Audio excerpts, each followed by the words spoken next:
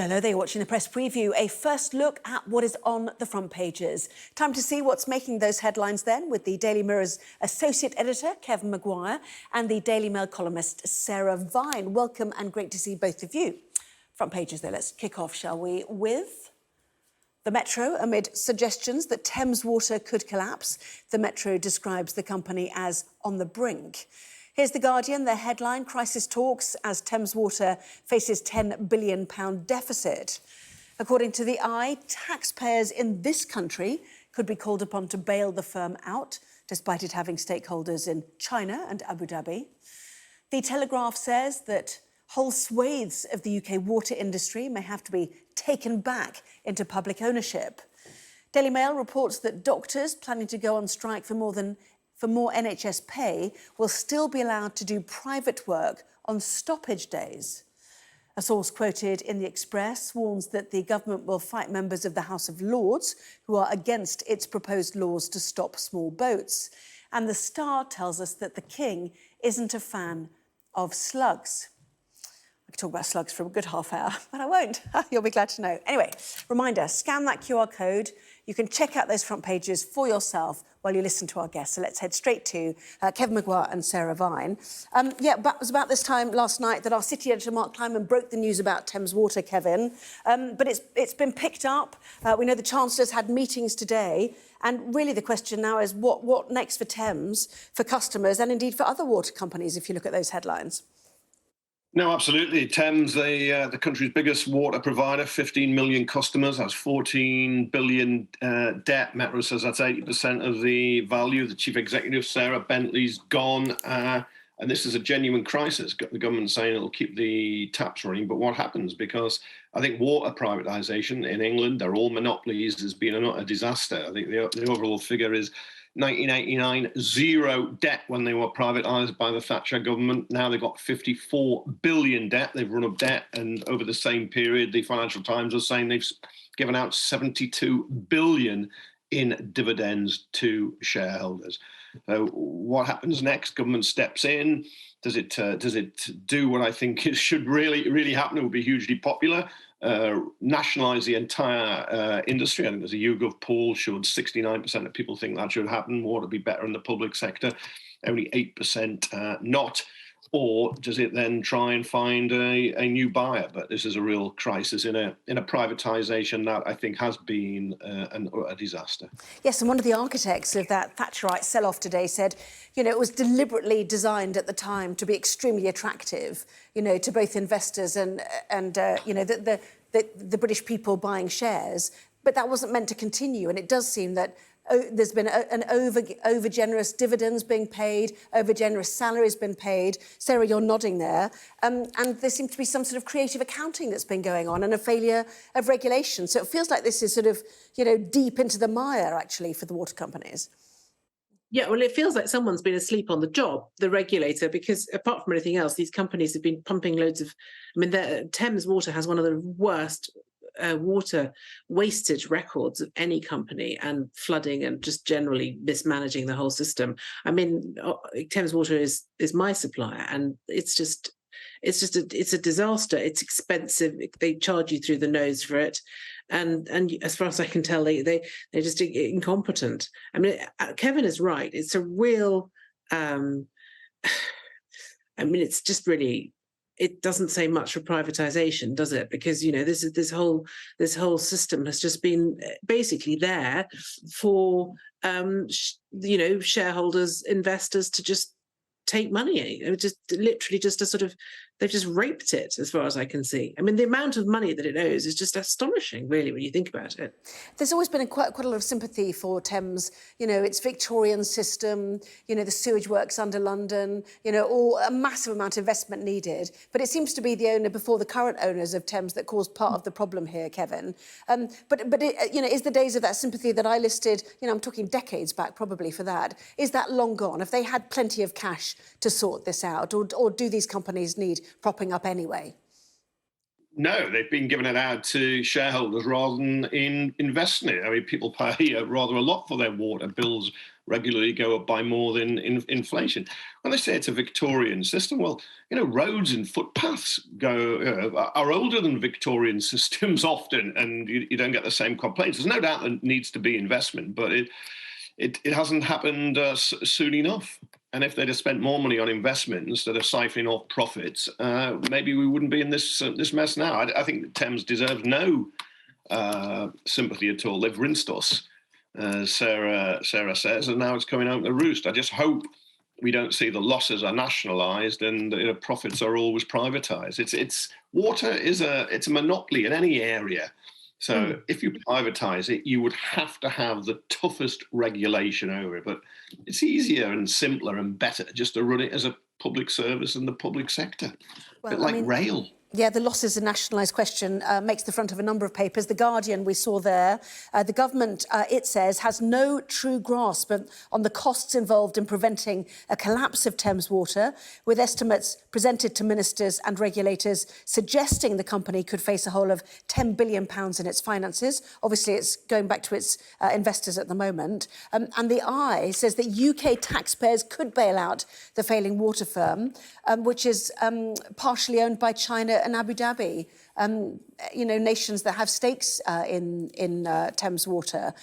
So as Kevin said, you get the losses being nationalised in issues like this. Kemi Badenoch made it quite clear she was desperate to see this entity survive, as she put it today, Sarah.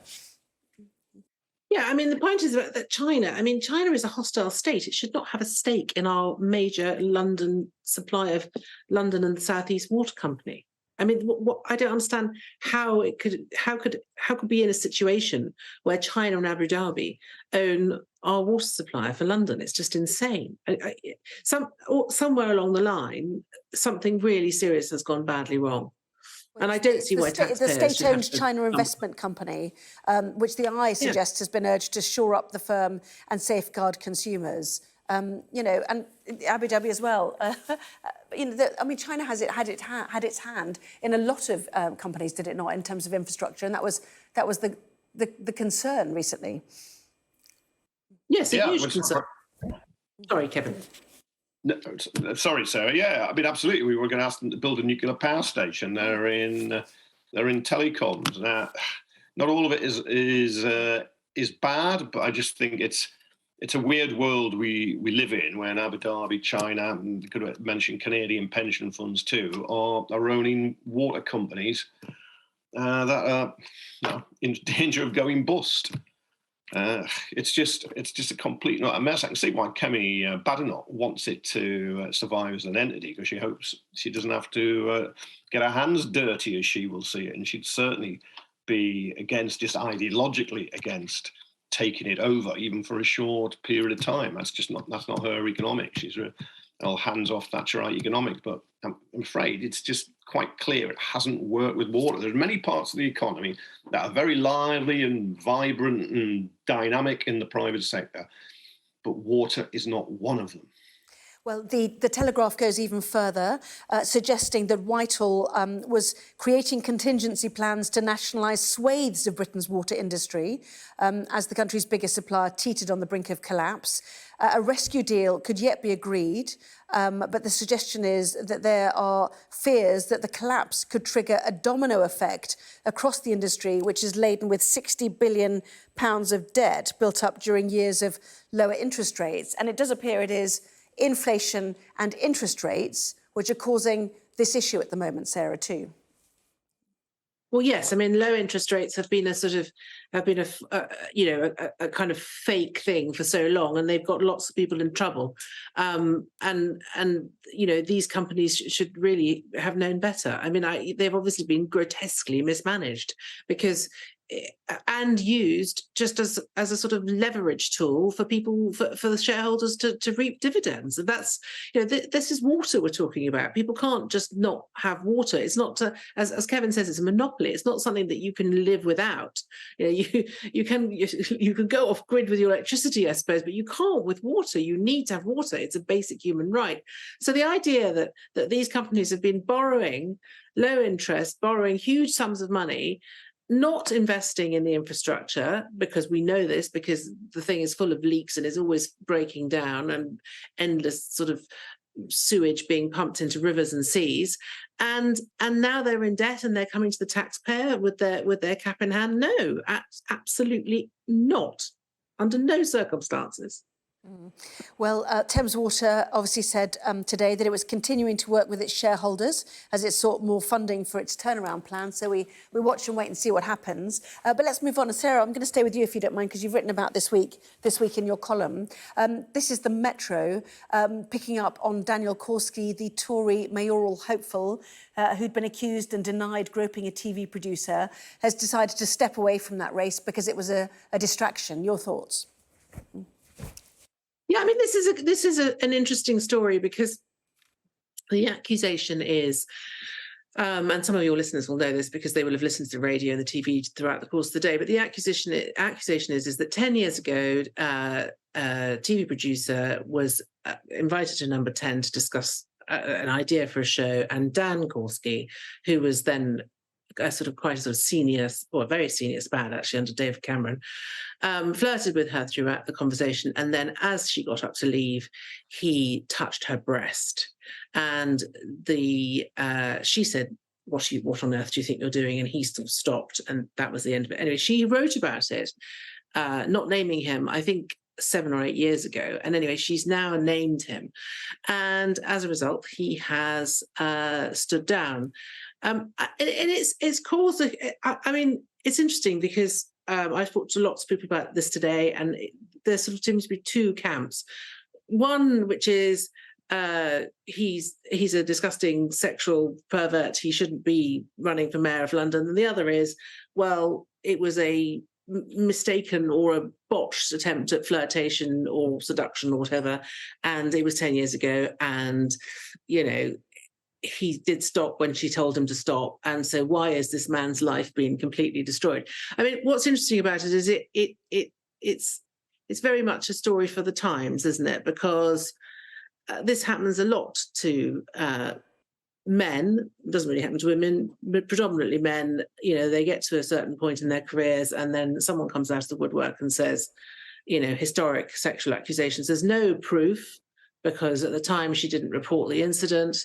It's just a question of who you believe. He denies everything. She insists that it happened. Who are we supposed to believe? And the prevailing wind is believe the woman, because, women are often not believed in these circumstances. But I also personally don't think that it's entirely fair for someone to have their entire sort of life's work destroyed, because that's what is going to happen to him. I mean, I had no idea whether he would have made a good or bad London mayor. That's sort of neither here nor there, but basically politically he's finished. And I should imagine that personally he's now in a sort of bit of a difficult situation because of a historic sort of mistake, which, if you were in a court of law, what would it be? Would it even be sexual assault? I don't know. It could just be a cack-handed attempt at seduction. But we're a very judgmental society now, and any whiff of this sort of thing is basically spells the end for someone. A lot of my readers, I wrote about my own experience of having my breast groped at Number 10 at a party, and a lot of my readers have written in to say that similar things happened to them. They didn't find it offensive. They didn't find it debilitating. They just told the person to stop being so ridiculous and sort of slap them or whatever, just, push them away. It's about how we deal with these things. And there's a lot of debate around it. It is a huge debate. Yes, and just to say that Daniel Korski said again today in his statement, he called it a false and unproven allegation, talked about the pressure on his family and the inability to get a fair hearing for his message, his campaign message, made it impossible for his campaign to carry on. So he's still denying the incident.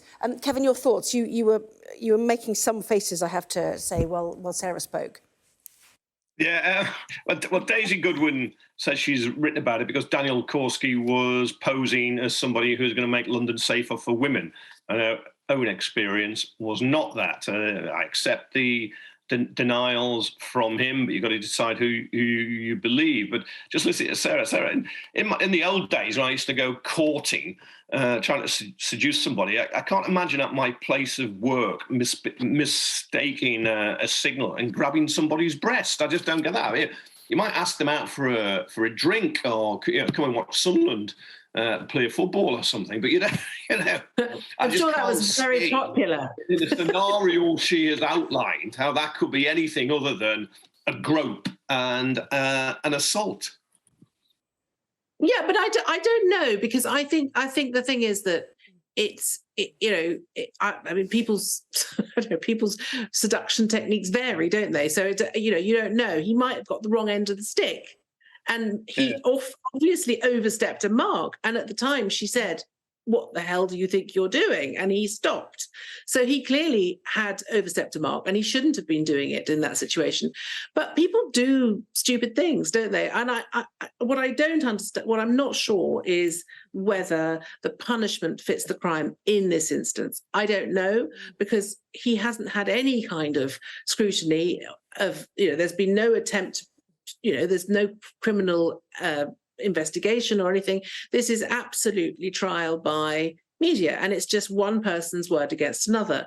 And I think we have to be a bit careful here, Kevin, because I could say I could write an article in the newspaper saying I had lunch with that Kevin Maguire the other day and he touched my knee, and you would be finished, even if it was not true. I didn't know, did I? We have to be careful here. I didn't know, Sarah, did I? No, of course not. But there are lots of women. No, exactly. There are lots of women who are genuinely sexually assaulted in the most appalling way.